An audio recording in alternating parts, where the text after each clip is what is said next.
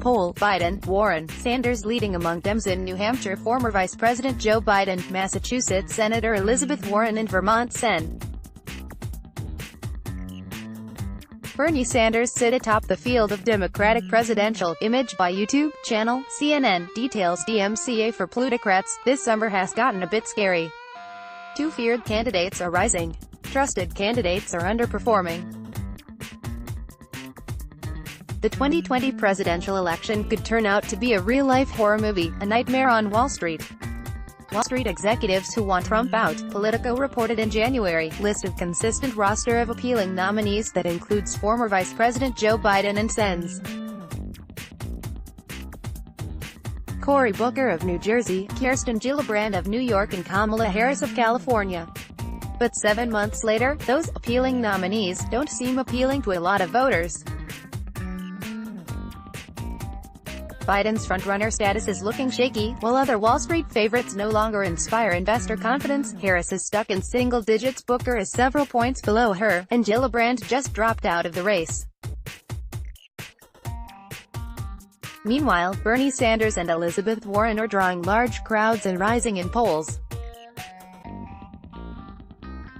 In pivotal early states like Iowa and especially New Hampshire, reputable poll averages indicate that Biden is scarcely ahead.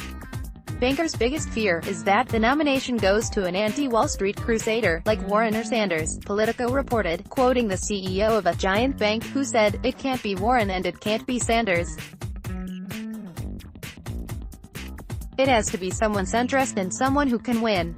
But the very biggest fear among corporate elites is that Warren or Sanders could win and then use the presidency to push back against oligarchy.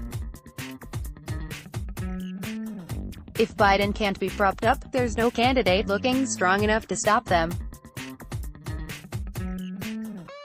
Biden, Warren and Sanders, as the New York Times reported on Wednesday, are a threesome that seems to have separated from the rest of the primary field.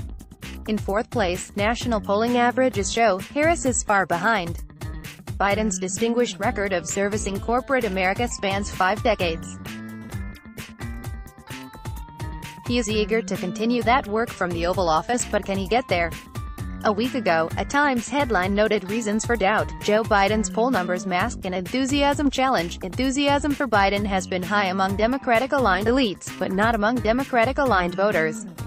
While corporate news organizations, and corporate enmeshed public outlets like NPR News and the PBS NewsHour evade primary contradictions, Sanders directly hammers at how huge corporations are propelling media bias and undermining democracy.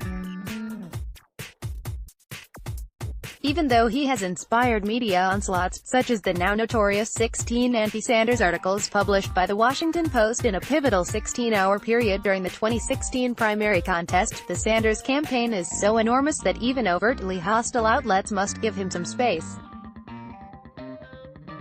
In an op-ed piece he wrote that the Post published 7 weeks ago, Sanders confronted Biden's wealth-fondling approach. Under the headline, "The straightest path to racial equality is through the 1%, Sanders quoted a statement from Biden, "I don't think 500 billionaires are the reason why we're in trouble." Sanders responded, "I respectfully disagree," and he went on to say, "It is my view that any presidential candidate who claims to believe that Black Lives Matter has to take on the institutions that have continually exploited Black lives." Let's block ads.